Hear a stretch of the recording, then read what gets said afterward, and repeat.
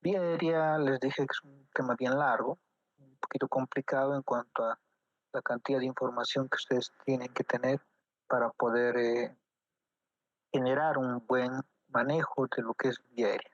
¿Ya? Comencemos entonces con vía aérea.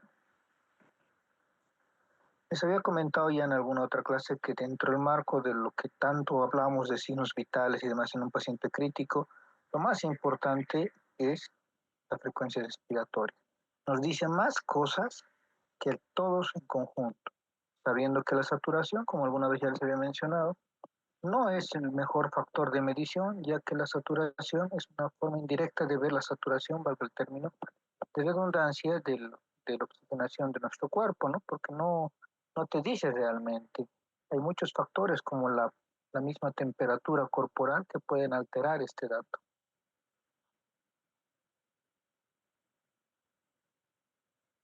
Como una breve introducción, entonces, vamos a decir que hay que saber la definición de ventilar y de oxigenar, sabiendo que no son lo mismo que muchos libros creen que sí lo son, ya que ventilar es mover un determinado volumen de aire. Oxigenar viene a ser la suministración determinada de CO2. O sea, se basa, la ventilación se basa en mover solo un gas. En cambio, la oxigenación sí o sí habla de la fracción inspiratoria de oxígeno. Y también tenemos que contemplar que para mejorar ambos, es obvio que hablamos de una oxigenoterapia que vendría a ser la terapéutica, la administración de oxígeno en concentraciones mayores a la del aire ambiente, como ya hemos aprendido a calcular, ¿no? En las anteriores clases, puntas nasales, mascarillas y demás. Ahora, existe una definición que dice difícil, y esto lo van a encontrar en casi todos los libros, artículos, cuando vean vía aérea, mucho más en emergencia. Entonces, ¿existe la ventilación difícil? Sí. ¿Cómo se define? Como la incapacidad para revertir los signos de ventilación inadecuada dentro de los 30 segundos. Oxigenación difícil hará referencia a la incapacidad para mantener saturación por encima de 90%, con FiO2 del 100% y ventilación con presión positiva. Estas definiciones tienen que saberlas al pie de la letra. ¿Por qué? Porque en un momento dado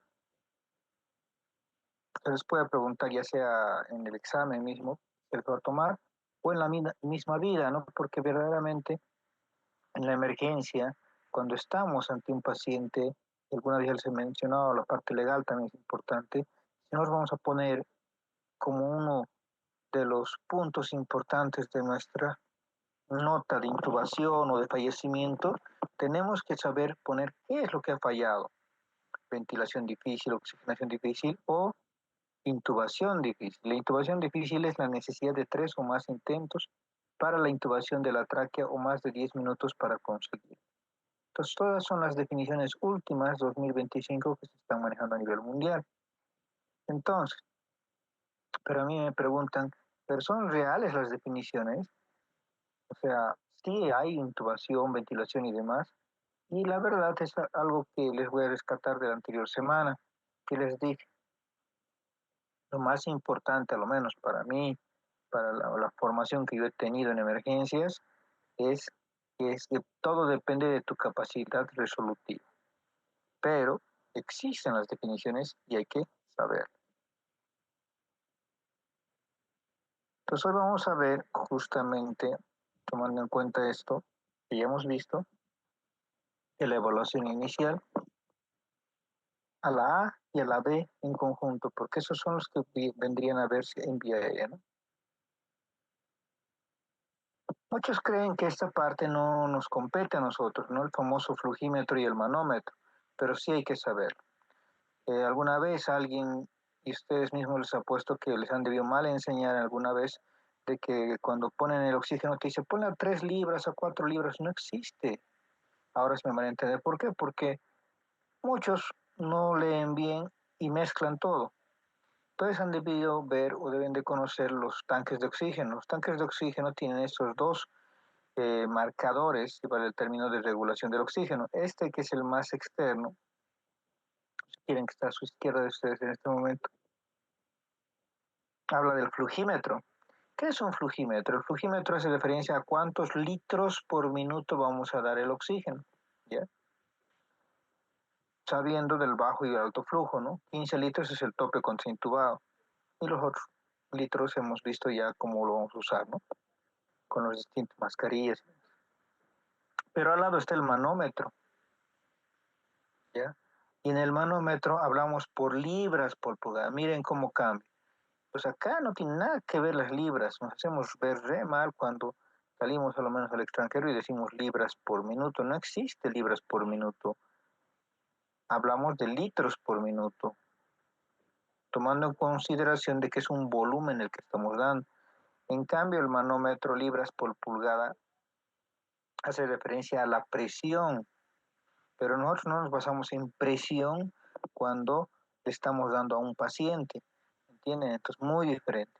Pero este mide la cantidad, si quieren, que se encuentra en ese momento en el tanque de oxígeno. Mide cargas del tubo, caída no lineal, pero esto es lo más importante. Tampoco les voy a enseñar física ahorita, pero lo importante será por lo menos saber cuándo voy a yo decir que el tanque está lleno y que voy a llevar al paciente o que me va a alcanzar a llevar al paciente a una referencia. Y les apuesto que igual que a mí, cuando yo también he sido interno, médico general, les ha pasado de que les han hecho referir pacientes. Y el clásico error de todo el mundo, que primero que le hacemos comprar el tanque de oxígeno al administrativo. El administrativo ni ha leído medicina, ni sabe qué es medicina. Por lógica, a él lo que le interesa solo es el costo. Y va a hacer que uses el tanque hasta que según él siga lleno, ¿no? Y ellos tampoco saben ni les interesa saber, ellos solo si se acuerdan, levantan un poco, ven que está un poco pesado y te dicen llevarlo. Perfecto, tú llevas al paciente y les ha debido pasar muchas veces que ese paciente fallece, pero no estaba tan mal, intubado y todo aquello. Y es porque le has llevado a un paciente referido por más de 1 o 2 horas con un tanque de oxígeno que no tenía una buena presión y que lo que tenía, miren, era una carga mínima. En el extranjero, cuando tienes cargas en el tanque de oxígeno iguales o menores a 120 libras por pulgada, ya no se usa ese tanque. Claro, lo levantas y sigue pesado, ¿no? Porque sigue teniendo oxígeno, ¿me entienden? Pero no se debe de usar. ¿Por qué? Porque por más que lo abras toda la llave, no va a salir, como te está indicando el flugímetro, a ese volumen, ¿me entienden? El flujo de oxígeno va a ser bajo, casi nada, pero tú sigues creyendo en que va a funcionar solo porque no sabemos utilizar bien el manómetro. Lo ideal, si me preguntan para una referencia a lo menos larga, tendría que estar con carga completa, o sea, 180 libras por pulgada. Ahora, si me preguntan, ¿y con 120 puedo seguir refiriendo? Claro, de poder puedes, pero ya estás sobre el hecho mismo de que inclusive si falleciera, podría ser hasta una problemática legal. ¿Por qué? Porque algo que ustedes a veces no se dan cuenta, cuando fallece alguien y es a lo menos un proceso legal, yo mismo les pediría a ustedes, les diría, ¿con cuánto de presión han salido del hospital? Porque según sus notas, ustedes decían que estaba con un Glasgow, digamos, de 9 o 10. Ahora llega al tercer nivel, 1 hora después, y está con Glasgow de 3. Si todo estaba bien, ¿por qué ha aparecido justamente esa desproporción tan rápida que haya fallecido? Y supuestamente con intubación debería haber mejorado. Y aquí está la respuesta. Entonces, si yo fuera, por ejemplo, el dueño de la clínica y ustedes trabajarían para mí, yo lo máximo les mandaría hasta con 130, 135 de presión, ¿no? Con eso sí va a funcionar, yo también voy a estar seguro y te mandaría por si acaso con un tanque más de respaldo, ¿no? Que eso es lo que deberían hacer las ambulancias. Pero todos se van al hecho que no conocen o desconocen y solo te dicen hasta que siga saliendo, ¿no? Porque lo han debido abrir jugando, han debido abrir a veces el tanque y sigue dando, aunque con presión baja, pero sigue dando oxígeno, supuestamente. O sea, sigue saliendo un gas, pero no olviden de que en base a la presión del manómetro funciona el flugímetro de manera adecuada. Ya sabiendo eso, entonces, también hay que saber lo de la humidificación, ¿se acuerdan? Todos han debido ver este aparatito para humidificarlo. ¿Por qué humidificamos el oxígeno las más de las veces?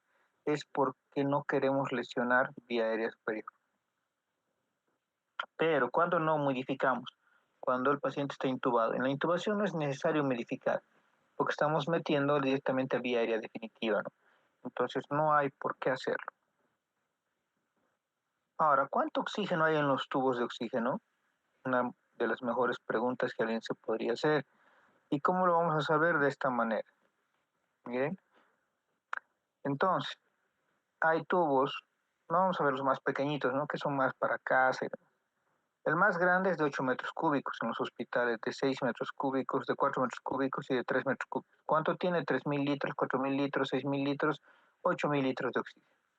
Y esto que ya sabemos, ¿no? Puntas nasales de unos 5 litros, mascarilla simple de 5 a 10 litros, mascarilla con reservorio con reinhalación parcial de 8 a 10 litros, mascarilla con reservorio sin reinhalación parcial de 10 a 15 litros. Esto ya lo sabemos, hemos repasado la anterior semana. Pero ahora, ¿cómo sé para cuánto tiempo me va a alcanzar esto? A 4 litros, por ejemplo. Entonces eso hay que estudiarlo. Y aquí tenemos, como podrán ver, para un paciente al cual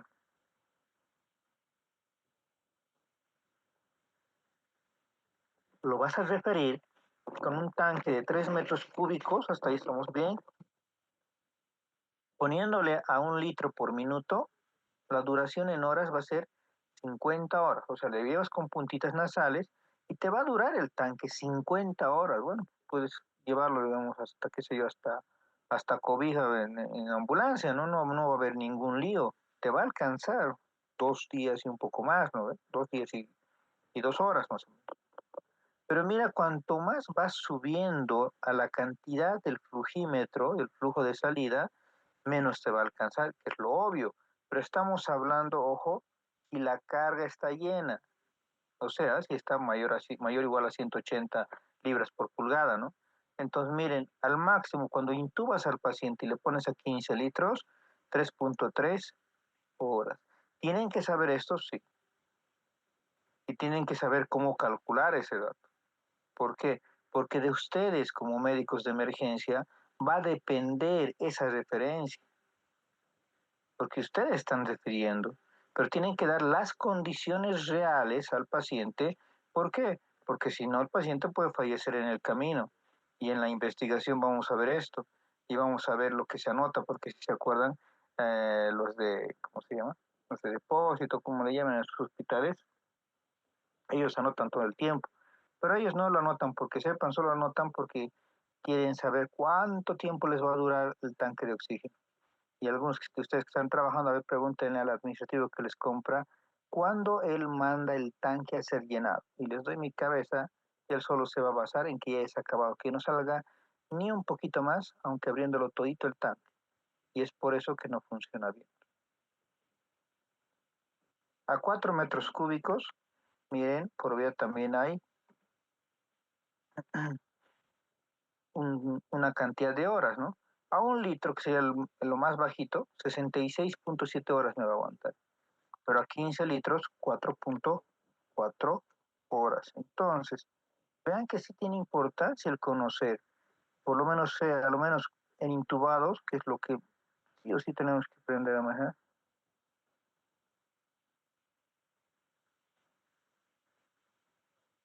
¿ya? En intubados que sí o sí tenemos que aprender a manejar, miren, apenas 4.4 horas, más o menos para calcular aquí en Cochabamba, por ejemplo, para que lleguen al cercado. Yo cuando hice mi campo de interno, yo lo hice en Totora, más o menos desde esa zona, ¿no? Totora, Misque, viniendo a 90 kilómetros, casi 100 kilómetros por hora en ambulancia, llegaba yo en 4 horas, ¿no? Más o menos así hasta el Vier. Entonces, vean esa distancia podría ser, pero una distancia, miren, desde Bolívar, algunos pacientes alguna vez les ha debido llegar aquí a Cochabamba desde Potosí, entonces es largo el trayecto, intubado, y es por eso que cuando llega hacemos todo lo que tenemos que hacer y no recupera conciencia o te hace paro a los pocos minutos. Entonces no es un héroe ese médico que te ha traído con ese oxígeno, más bien ha cometido una negligencia literalmente, porque te ha traído con un tanque con baja presión que no te ha garantizado justamente esto, porque esto es otra vez con tanque completo. Ahora, el de 6 metros cúbicos, miren, te va a aguantar 100 horas a 1 litro, pero 6.7 horas a 15 litros. Vean la importancia que tiene esto. Y por último, el tanque más grande que han debido ver ustedes, que generalmente está en la emergencia cuando se acaba, ¿no? El que tenemos los tanques que están en la pared. Entonces, en ese caso, miren, a 15 litros tenemos 8,9 horas. ¿Se dan cuenta cuán importante es ahora saber todo esto? ¿Ya? Ahora, ya sabiendo esto, también hay que saber algo importante, ¿no?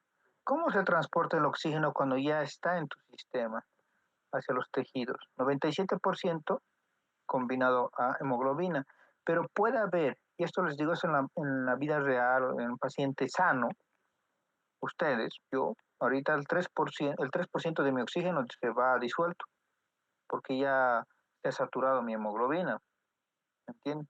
Entonces, eso es lo que pasa. Pero podrá ir más porcentaje disuelto, o sea, que vaya sin unirse a la hemoglobina y que el oxígeno viaje directamente por mis vasos sanguíneos. La respuesta es sí, puede ser. Si alguno de ustedes quiere calcular bien la parte del contenido arterial de oxígeno, se puede hacer usando esta fórmula que es un poquito complicada, pero es la hemoglobina por una constante que es 1.34 por la saturación de oxígeno. Eso lo sumamos a una multiplicación que es la presión parcial de oxígeno por 0,003. Esto es haciendo referencia justamente a datos, este y este, la presión y la saturación de lo que es una gasometría arterial. Respuesta, lo ideal, lo normal si quieren, es 20 ml de oxígeno por cada 100 ml de sangre. Ahora, cuando se está con hipoxemia, lo normal es de 80 a 100 milímetros de mercurio.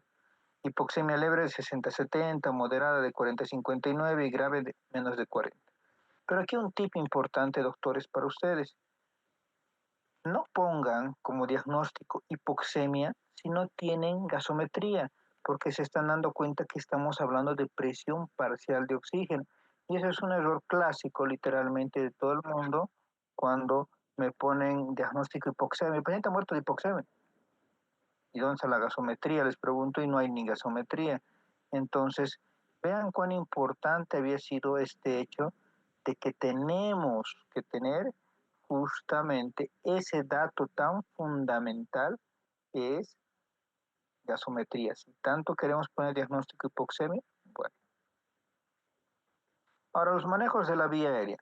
Puede ser básico o avanzado. El básico, justamente miren, con cánulas, con la de Guedel. La idea es que no traspase la glotis y que no asegure la vía. El avanzado es obviamente que tiene que traspasar la glotis y asegurar la vía. Es un tubo endotraqueal, ¿no? Ahora, esta es una forma de clasificación básico y avanzado. Otra manera de clasificarlo, pero mismas definiciones, es dispositivos supraglóticos y dispositivos infraglóticos. Misma definición, uno pasa a las cuerdas vocales y uno no pasa a las cuerdas vocales, ¿no? Es bien fácil. Las maniobras básicas que pueden utilizarse en los distintos niveles, inclusive en el prehospitalario, ¿no? O sea, ya han visto hasta en películas generalmente que es que lo ideal, si tu personal paramédico, cosa que no pasa acá en Bolivia, es muy capacitado, van a ir y lo van a intubar, ¿no? Le van a poner una vía.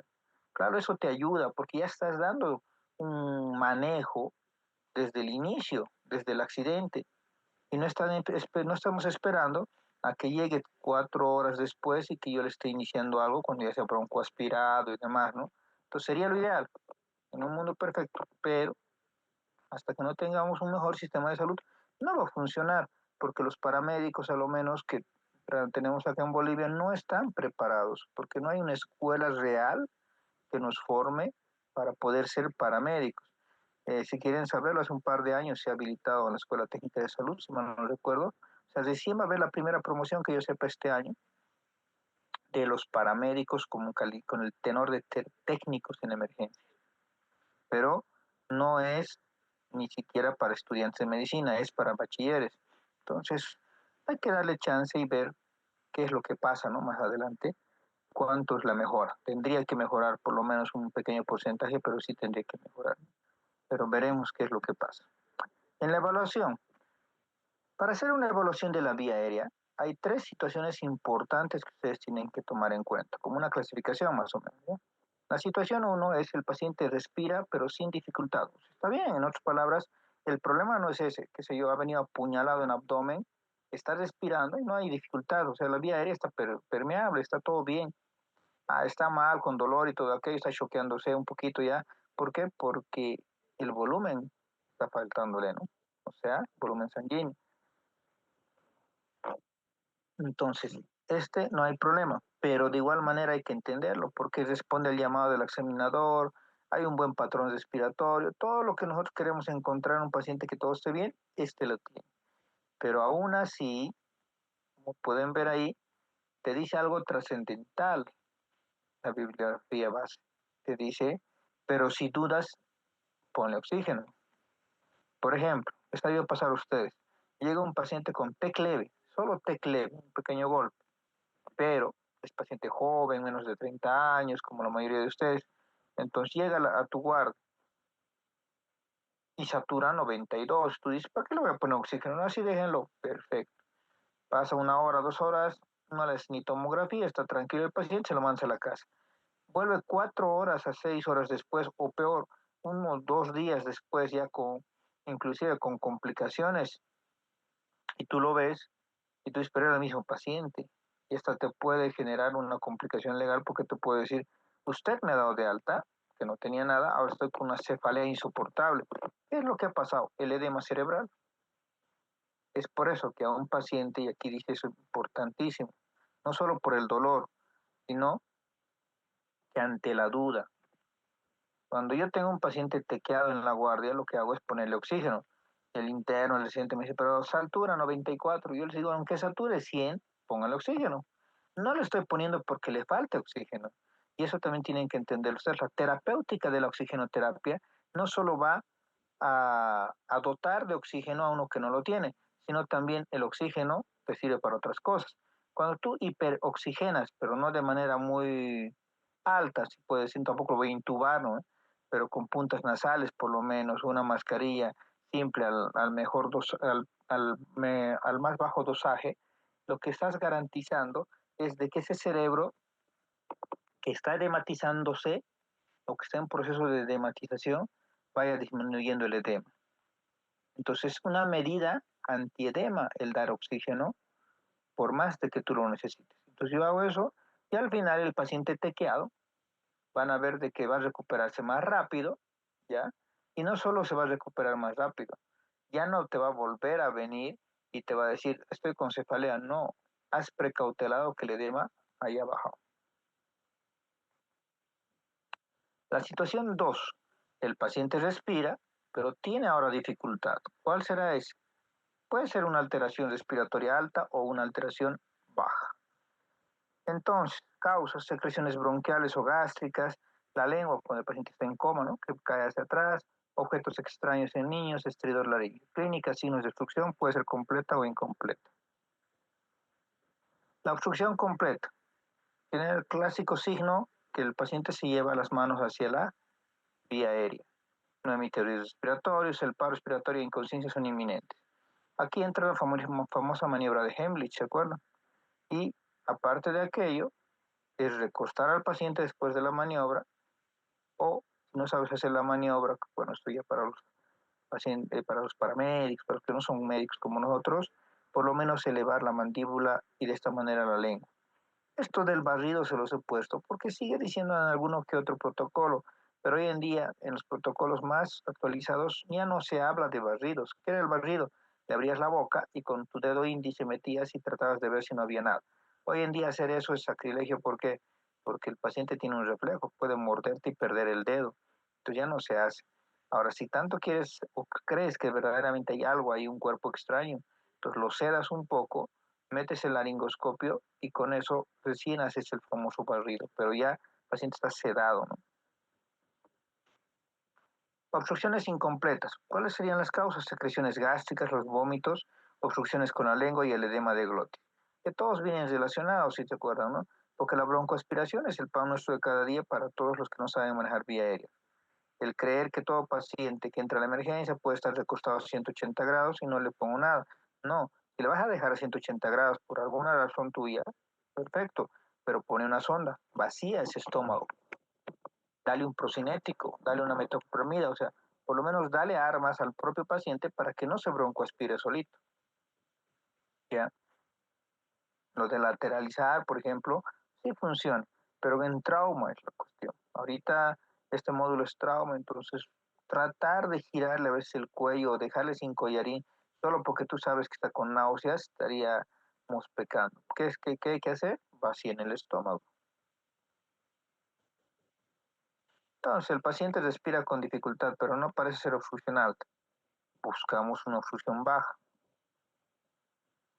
donde las causas van a ser una crisis asmática, un broncoespasmo, infecciones respiratorias, un infarto agudo de miocardio, un edema agudo de pulmón, donde la clínica miren que la respiración se va a ir disparando, utilización de los músculos accesorios, cianosis mucocutánea, ruidos agregados a la auscultación. Y procedemos, activando el sistema de emergencias, retiramos personas innecesarias del lugar y generamos mayor aporte de oxígeno, lo que hemos aprendido, ¿no? Basados en un PIO2. Y la última situación va a ser justamente un paciente, la emergencia real, digámoslo así, ¿no? El paciente no respira y está en paro respiratorio. En adultos, la causa más común es la muerte súbita por infartos y arritmias. En cambio, en los niños generalmente va más relacionada con la vía aérea y o la ventilación, o sea, generalmente cuerpos extraños en ellos. Causas así puntuales entonces eran ahogamiento, accidente cerebrovascular, los ACVs, cuerpos extraños, inhalación de humo, epiglotitis, sobredosis de drogas, electrocución, sofocación, traumatismos e infarto agudo de miocardio. Entrando a lo que son las maniobras básicas, pero sin dispositivos, entonces hay que ver los métodos manuales, sabiendo de que el paciente inconsciente, la lengua cae hacia atrás, ¿no? Y miren, obstruye casi toda la parte de la orofaringe, por lógica no entra aire, ni a vía aérea ni a esófago. ¿Qué es lo que se hace? La elevación del mentón. Esa es la técnica adecuada. Una mano sostiene la frente y la otra, con dos dedos, el índice y el medio, elevamos el mentón, lo traccionamos hacia adelante, o sea, hacia anterior, o sea, hacemos una prognosis. En trauma se puede hacer, sí, en trauma, pero alguien tiene que venir. Imagínense que no tenemos collarín. Si tuviéramos collarín, con esto es suficiente, ¿no? Pero con collarín cervical, en trauma. Pero si no lo hubiera, para eso están los demás. Alguien tiene que venir y hacer la sujeción real del cuello. Y después ya le ponen el collarín, ¿no? Segunda maniobra, el levantamiento mandibular. Igual, buscamos la prognosis, o sea, que la mandíbula se vaya hacia adelante. Opción 1, cuando no hay trauma. Y cuando hay trauma, siempre tiene que haber un ayudante que esté sujetando bien el cuello o tener ya collarín cervical.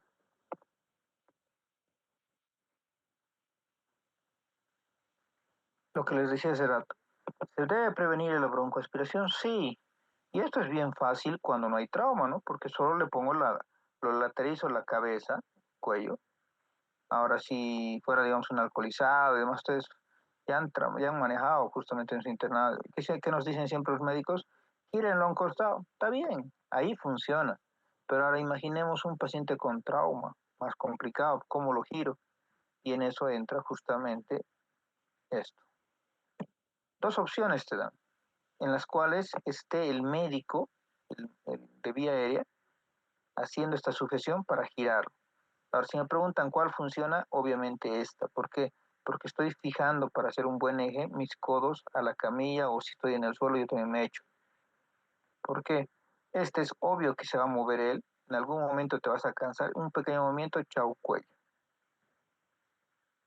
Ahora, si ya estás en tabla espinal y ya lo has logrado colocar, la tabla en su totalidad gira en un costado. O si lo pones en escamillas, pones en side, ¿no? Lo pones hacia una lateral para que también ayude, que está bien fijado el paciente a la camilla, ¿no? Pues hay formas, en trauma sí se puede, sí, sí es más complicado, no lo voy a negar, pero también es importante de que apenas puedas, vacía el estómago, o sea, sonda. Si es TEC o trauma facial, es obvio que hay que ponerle orogástrica, más difícil, pero si no fuera, nasogástrica. Ahora, dispositivos básicos, todo va a depender del nivel de conciencia. Y en esto hay que ver, doctores, lo más importante. Si yo estuviera con un nivel de conciencia alto, pero no el ideal, digamos, 14, 15 de Glasgow, si quieren, entonces pongo cánulas nasofaringeas, ¿ya? Que van del 12 hasta el 36. El año pasado, sí, el año pasado, a inicio de año, se aumentó el 36. Aquí lo van a corregir porque no solo se aumentó, porque recién salió, se presentó, pero nadie lo está usando. Pero ahora está llegando hasta el 36 French. Desde 12 hasta 36 French, ¿ya? ¿Cuál usamos de manera puntual en nosotros? Desde el 22, saben que yo no soy pediatra, así que les voy a enseñar para adultos. Del 22 para adelante, o sea, del 22 a 36. Ahora, ¿qué tienen que aprender esto? Primer dato importante. Para la mujer adulta se usa de 22 a 26, solo esos tres. Para el varón adulto, del 26 al 36. ¿Y de qué va a depender? Primer punto, del diámetro, que tiene que ser el diámetro más ajustado, si vale el término, a lo que es el orificio nasal externo, o sea, la nariz. Pero alguna vez les comenté que hay varias clasificaciones, ¿no? Hay varias empresas, podríamos decirlo así. Hay una empresa latina que sacó esta, sabiendo que esta ya la teníamos ya décadas, pero viene y saca esta en milímetros, y un poquito nos genera un disturbio. ¿Por qué? Porque ahora hay que saber ambos. En Bolivia llegan las dos, si quieren saber, los dos formatos. Entonces ya no puedo yo decirle, licenciada, páseme un número 24 de una cánula nasofaríngea. No me va a entender porque tal vez viene en milímetros en su hospital o en su clínica, entonces tienen que saber que para la mujer es el de 5.5 y el 6 milímetros. Para el varón es de 6,5 y de 7 milímetros. Muy diferente a esto, ¿no? En cuanto a números, ¿ya? Pero siempre, esto quiero que les quede claro, siempre que van a pedir, siempre se pide dos, o sea, me llega una paciente, mujer joven, delgada, digámoslo así, a ver, unos 18, 17 añitos. Voy a pedir una 22 y una 24. Las voy a medir y el mejor lo voy a poner. ¿Entienden? En los jóvenes, en varones, adolescentes, voy a usar un 26 o un 28. Obviamente en un anciano, varón, mujer, voy a pedir el más alto. O sea, en la mujer pedir el 26 French, en el varón voy a pedir por lo menos un 32, 34. Lo que si se ubican ahorita sus abuelos que tengan algún adulto mayor que conozcan, especialmente los varones, aumenta un poquito la parte del orificio nasal externo, ¿no? La nariz un poquito aumenta de volumen, mucho más si es alcohólico, ¿no? La famosa rinofima. Entonces, todos esos detalles tienen que contemplar. Siempre se pide dos. Ahora, ¿cómo se usa? Primero, ¿cuántas partes tiene? Tiene tres. Como ven, tiene un reborde, tiene una cánula y tiene un bisel. Es de una goma, literalmente, es bien suavito. ¿Cómo se mide? Y aquí quiero que me entiendan bien porque van a encontrar de todo en el internet si es que buscan. Desde ya, todos coinciden que es desde la narina, miren, desde el ala de la nariz. Ya, perfecto. Lo malo es a dónde tiene que llegar. Y en eso muchos discrepan. Hasta hace, debe ser 10 años, todos los libros decían que era hasta aquí, hasta el lóbulo de la oreja. Bueno, todos hacíamos caso y decíamos cuando nos preguntaban, desde el ala de la nariz hasta el lóbulo de la oreja. Luego vinieron libros que decían hasta el antitrago, hasta aquí. Pero hoy en día los que más se acercan, digamos, a lo mejor, a lo real, como el FCCS y demás otras guías gringas norteamericanas, dice hasta aquí, hasta el ángulo de la mandíbula. Yo uso ese, así que yo mido del ala de la nariz hasta el ángulo de la mandíbula. Miren la curvatura que tiene. Entonces, le pones el gel en lidocaína, como si fuera una sonda Foley, para que me entiendan, y tal cual como ponen una sonda nasogástrica, le dices al paciente, está consciente, te está escuchando, te está hablando, tú le dices, le voy a poner este tubito por la nariz, le explican bien y le dirán, cuando le moleste, cuando quiera vomitar y demás, trague. Lo mismo que le dices cuando estás poniéndole sonda nasogástrica, ¿no? Misma idea. Miren, ahí está midiendo y después le empieza a colocar y choca, pues, ese reborde se queda ahí. Para eso no es una vía aérea definitiva, pero ayuda a que el oxígeno que le pongas ya en mascarilla, puntos nasales mismo, llegue casi hasta la vía aérea. Es como que te da una seguridad de que ese oxígeno ahora está llegando más cercano a la vía aérea. ¿Por qué no le pongo una cánula de Guedel? Porque está consciente. Le pondrían y vomitaría y se broncoaspiraría, ¿no? Pero este, miren, de aquí está mal, porque han seleccionado un French muy pequeño, ¿no? Es como decirles, ha seleccionado un adulto de 40, 50 años, varón, ha seleccionado un 22, ¿no? Que hemos dicho, mientras mayor edad tiene al menos el varón, vayan seleccionando uno más. Pues se piden dos, uno más alto. Nos sirve también para poder colocar la sonda nasogástrica. Entonces tiene funcionalidades interesantes, como si fuera una guía, ¿no? Por el medio. ¿Y qué pasa cuando el paciente esté inconsciente? Usamos cánulas de Guedel. Yo no les voy a enseñar pediátrico, les digo, yo no soy pediatra, tienen un módulo para eso, pero conmigo sí van a aprender adultos. Miren, tienen que saber estos cuatro colores. La cánula de Guedel para varones es el rojo y el naranja en colores. En tamaño es el de 100 y el de 110 milímetros. En números es el 4 y el 5. Para mujeres adultas es el verde y el amarillo, números 2 y 3, tamaños 80 y 90 milímetros. Entonces, como podrán ver, doctores, tienen que saberse por número, por tamaño y por color. No pueden no saber, ¿ya? Solo de estos cuatro se piden. Misma idea que la anterior. Cuando tú quieras poner una cánula de Guedel, no deberías de pedirte una, siempre se piden dos. Ah, es varón, perfecto, dame una roja y una naranja. Pero si imagínense que le llega un muchacho o sea, un varón de 12, 13 añitos, sigue siendo niño. Obvio que pedirías uno más bajo, pero miran siempre. ¿Qué partes tiene? Igual tiene tres. Tope de la boca, área de la mordida y el canal aéreo. Ahora, sabiendo ya eso, ahora veremos que también existen estas marcas, han debido ver, pero no sirven. No es como el anterior que las vamos a usar igual.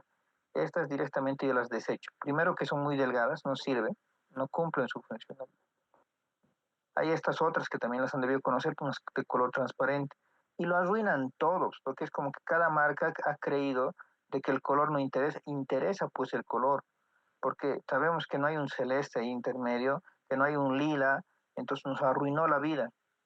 Pero si es que acaso les llegara a tocar, lo que van a hacer es igual pedir dos. Si es un varón, pidan los dos más grandes y miran. Si es la mujer, por lo menos deberían ser estos dos, ¿entienden? Entonces, eso tienen que ir viendo ustedes, porque al final de cuentas, este, por ejemplo, está bien. Cánula orofaringia de Berman. Han debido ver también hay en Bolivia, no sé si se nota, bueno, creo que un dibujo, ahí este se nota mejor, ¿no? Son dos láminas, miren, unidas en el centro con una lámina media. O sea que tiene dos canales a ambos lados. Esa se llama Berman.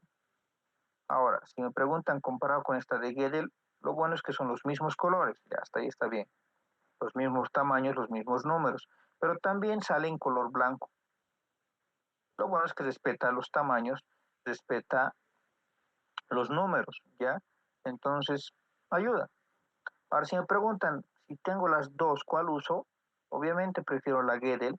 ¿Por qué? Porque me está diciendo, uno, que es duro, lo va a retener a la lengua, que es para lo que se ha creado siempre la primera vez. Lo segundo, y también importante, me ayuda como una guía igual para poner la sonda orogástrica, ¿no? Para vaciar el estómago. Tercero, me está garantizando de que sí está habiendo buen flujo de oxígeno por acá, está entrando el oxígeno. Cuando se creó la de Berman, si alguien les preguntaría su función, ¿por qué es diferente la forma, ¿no? Es que cuando lo crearon dijeron, tiene dos canales a los dos lados. Entonces, vamos a usar un canal para que vaya la sonda nasogástrica y un canal para que vaya el tubo endotraqueal, para intubarlo, ¿no? Si me preguntan si sirve, no, porque estarán dando cuenta que es delgadito este espacio. Ni la sonda puede quedarse ahí quieta. ¿Por qué?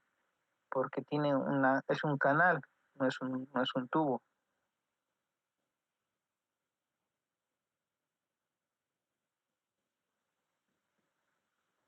Existen estas, algunos de ustedes va a ser terapista o anestesiólogo, se llama la cánula de Obasapián. Viene un solo número, color blanco, para adultos. ¿Qué es lo bueno? ¿Cuál es su función? Miren, agarra el tubo en el medio. Vean que en el extranjero tampoco es como acá, ¿no? Que aquí han debido ver ustedes que lo amarramos con una bendita de gas. No se debería porque se mueve.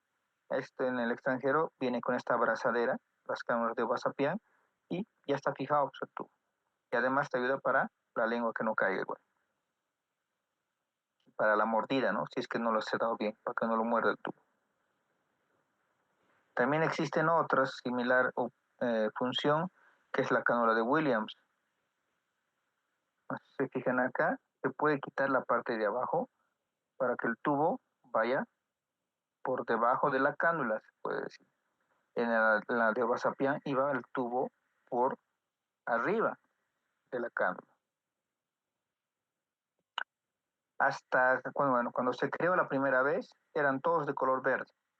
Pero como siempre hemos tratado de buscar una funcionalidad a los colores, igual para que nos acordemos, también tienen que aprenderse esto, que viene la de color amarillo para las mujeres adultas, de 9 centímetros, y para los hombres adultos viene esta color rosado, ya, de 10 centímetros.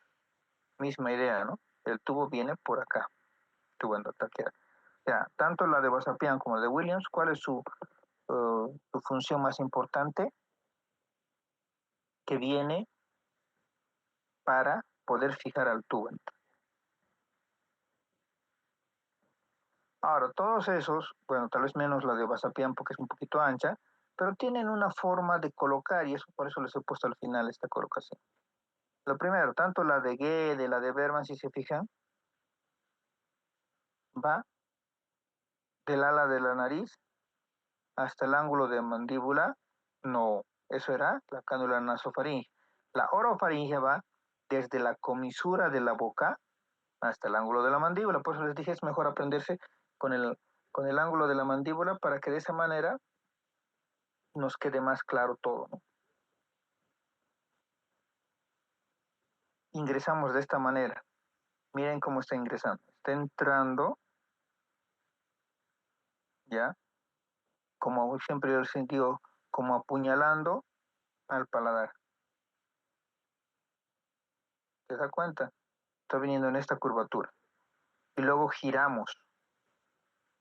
Y eso me van a entender en la práctica, porque giramos 180 grados para que no genere más bien más obstrucción. Pues ve, ingresa como apuñalando al paladar, luego lo giramos.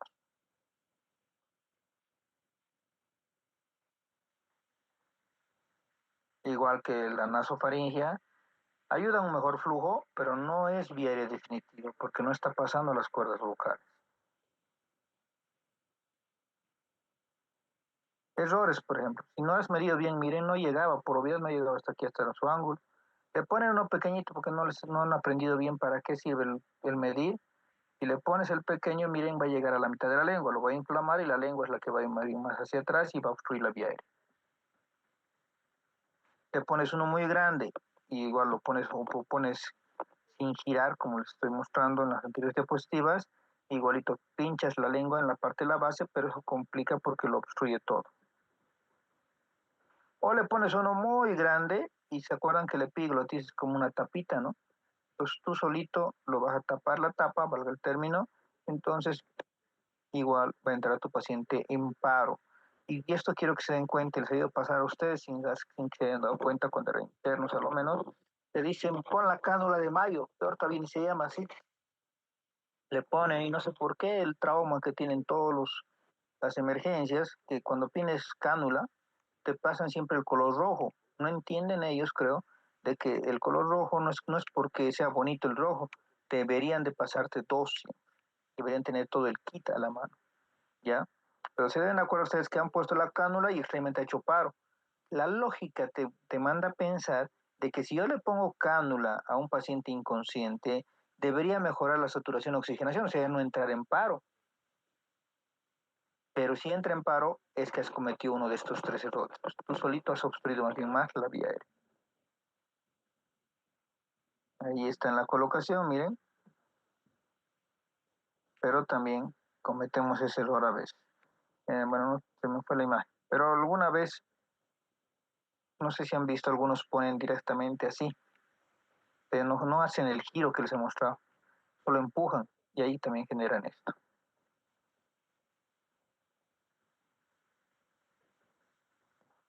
Maniobras básicas con dispositivos.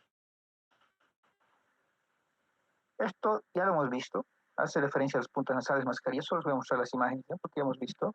Así que vamos a ver aquí, las de bajo flujo. Esta, puntas nasales. Ventajas, cómoda, bien tolerable, paciente puede alimentarse e hidratarse porque la boca está libre, y lo ideal es para pacientes con EPOC. Y esto lo vamos a ver varias veces y los voy a ir hablando, al menos de los geriátricos que tienen EPOC, porque cuando uno tiene EPOC, una enfermedad pulmonar obstructiva crónica, no puedes elevarle tan alta la FIO2, te vas a generar un paro cardíaco, porque se acuerdan, nosotros jóvenes eh, funcionamos, o sea, nuestro gatillante para que nuestro cerebro le diga a tu sistema respiratorio que ventile, que se mueva mi diafragma y mis pulmones, que es la hipoxemia, la baja de oxígeno. Pero en los ancianos es al revés, es la hipercapnia. O sea, si tú le das oxígeno que no necesita el abuelito, tú le vas a generar paro. Y se va a morir porque tú lo has limpiado el CO2. El anciano necesita tener CO2 y alto dentro de su sistema. Pero eso es para otra temática, cuando lleven emergencia respiratoria se va a hablar bastante. Desventajas, obviamente puede desecarte toda la mucosa nasal. Y aquí entra lo que les he enseñado, ¿no? Con la constante 3 a 1 litro, obviamente 24 de FiO2, 27, 30, 33, 36. ¿Por qué estas dos se las he puesto en otro color? Para que se den cuenta de que matemáticamente yo podría sacar hasta 10, 20 litros, pero no. Matemáticamente sí puedes calcular, pero no importa que le pases a 6, 7, 8, ya no está aumentando FiO2. Por física básica, no le has aumentado el diámetro de la cánula nasal, o sea, sigue siendo el mismo estrecho, por lo cual no aumentaría. Hasta aquí sí o sí se va a quedar. Aunque le pongas a 10, 20 litros, igualito te va a dar 36. Después tenemos obviamente las mascarillas de oxígeno. Y en esas mascarillas vamos a ver la primera, la más genérica, ¿no? La mascarilla simple. La mascarilla simple, ventajas, aporte de FiO2 hasta un 70% más o menos, no es invasivo igual que las puntas, dispositivo es económico y práctico, pero interfiere en tu alimentación, en tu exploración, y el paciente como le molesta siempre se lo saca en las noches, ¿no? Entonces tiene esas desventajas. Se pone de 5 hasta 10 litros, de 5 a 5 litros por la constante 5, ¿se acuerdan? 46 de FiO2, a 10 litros por la constante 5, 71 de FiO2, ese es su tope. Tampoco porque le pongan a 11 litros va a aumentar más. Misma idea que las puntas nasales. Solo da de esa cantidad de FiO2. Existen las mascarillas con reservorios. ¿Se acuerdan que les mostré? Ahora les voy a mostrar bien en esta imagen. Esa es la que tiene huequitos que les dije. No es como la mascarilla simple, pero que tiene este reservorio. Esa se llama mascarilla con reservorio con reinhalación parcial. ¿Por qué? Porque se mezcla con el aire ambiente, ¿no? Cuando inspiro y expiro se mezcla lo que tengo en la mascarilla. Esta es la que tiene esa tapita que les dije. Esta es la de no reinhalación, o si quieren, como les enseñé, sin reinhalación parcial. Ahí es lo que pasa cuando le conectas. Y ahí está comparando las dos, ¿no? Lo que les decía, en inhalación y en exhalación, todo el tiempo los huequitos están abiertos, entonces se está contaminando. Pues la FiO2 no es tan alta, ¿se acuerdan? De 8 a 10 litros y te va a garantizar 80 de FiO2. En este, en cambio, de 10 a 15 litros te garantiza 100% de FiO2, o bueno, lo más cercano a 100%, ¿no? Porque tiene esta tapita que no deja que se mezcle justamente con el aire ambiente. Entonces, esta, por ejemplo, es para las que tienen los huequitos con reinhalación parcial. De 8 a 10 litros te da 80 de FIO2. De 6 a 7, 50%. Pero este es el que nos interesa. Ahora, el que no tiene huequitos y tiene las tapitas, lo que hemos quedado, ¿no? De 10 a 15 litros, 80 a 100 de FIO2. Pero lo más cercano a 100. Están las mascarillas Ventura, Venturi, las tiendas faciales, el Halo Hood para los sistemas de alto flujo. Esto es un Venturi, por si quieren saberlo. Conectas igual al oxígeno, no le pones un humidificador, lo conectas, llega hasta este es el adaptador Venturi que se llama.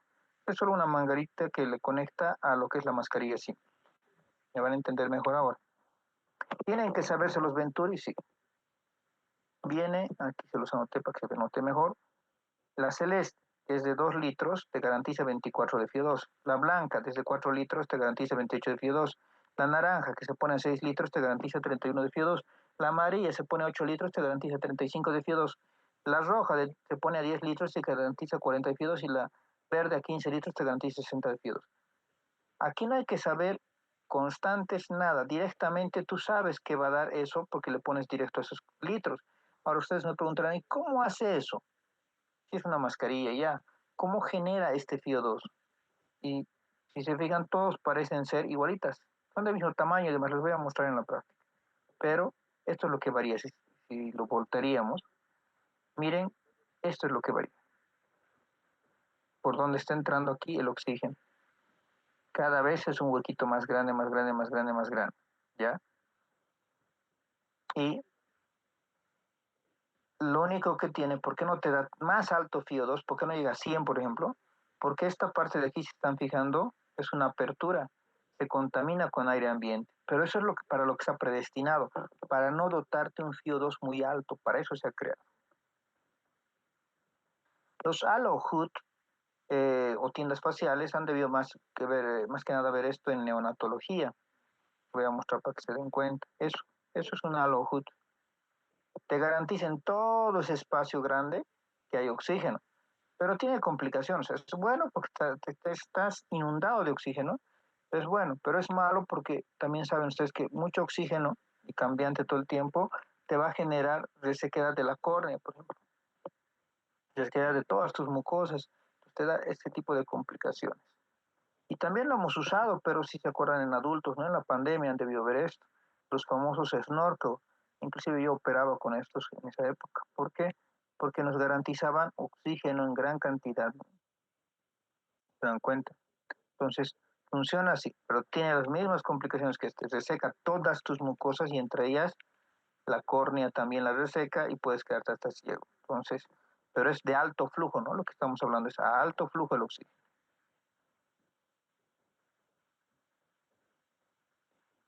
Y ahí termina esta primera parte. Entonces, mañana vamos a llevar ya lo que es intubación y todo aquello que es la vía aérea definitiva. Hasta aquí es lo más básico que vendría a ser la vía aérea no definitiva, ¿no? La famosa supraglótica que hemos llevado hace rato, o la básica que hemos llevado hace rato. Pero aquí ya les he dado varios datos, se estarán dando cuenta, colores, tamaños, números, que ya tienen que ir memorizando para su examen mismo.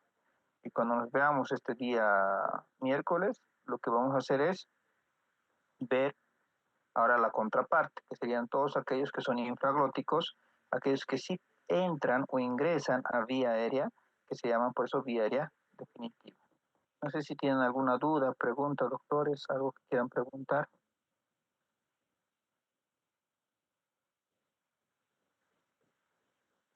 Doctor, buenos días, perdón. Quería preguntar, no lo entendí de esa parte de la mascarilla con reservorio, ¿No?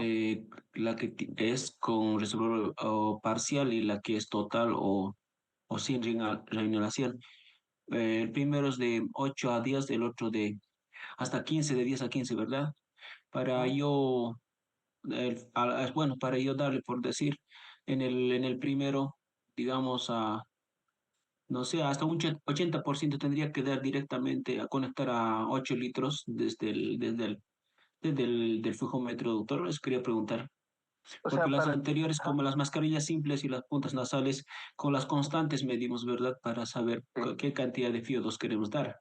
En estos dos últimos, no, bueno, últimos, no, no hay estos una constante. dos, ujú, O sea, ¿cómo lo pero podemos hacer, doctor?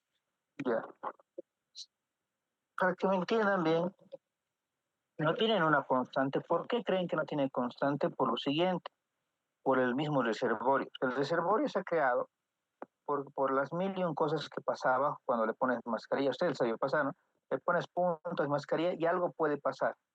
Ese algo puede ser, por ejemplo, que se haya acabado el agua, ¿no? Que le ponen para la humidificación. Ese algo puede ser que se ha acabado el oxígeno justo de tu tanque. O sea, hay mil cosas que te podían pasar con las puntas y con la mascarilla simple. Para mejorar todo esto y garantizarte por más tiempo oxigenación, es que se ha creado ese reservorio, ¿ya? Entonces, a ver, vamos a retroceder un poquito para que ustedes entiendan.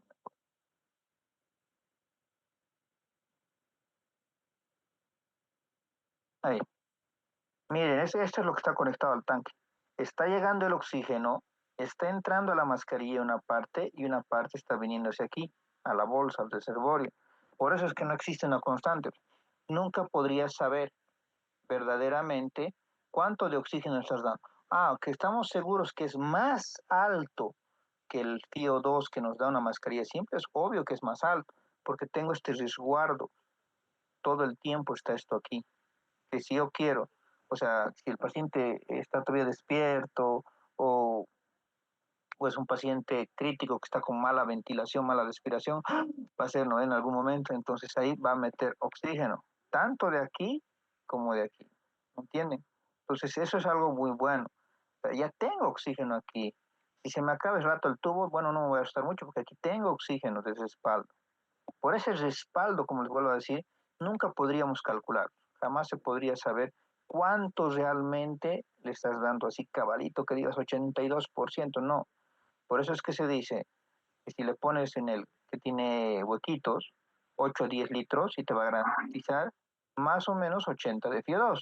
Y en el otro es peor todavía, pues en el que tiene tapitas, como es una presión más cerrada, literalmente, entonces es más que seguro que entra de aquí, entra de aquí. Pero si yo no expiro, y eso quiero que les quede claro, si yo no logro expirar con fuerza, no se va a levantar las tapitas. ¿Me entienden? En cambio, en el otro ya está abierto, pues ya tiene huequitos.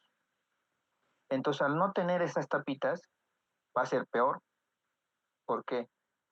Mejor dicho, al tener las tapitas va a ser peor. Si yo no tengo una buena presión, si yo haría eso, se va a abrir las tapas.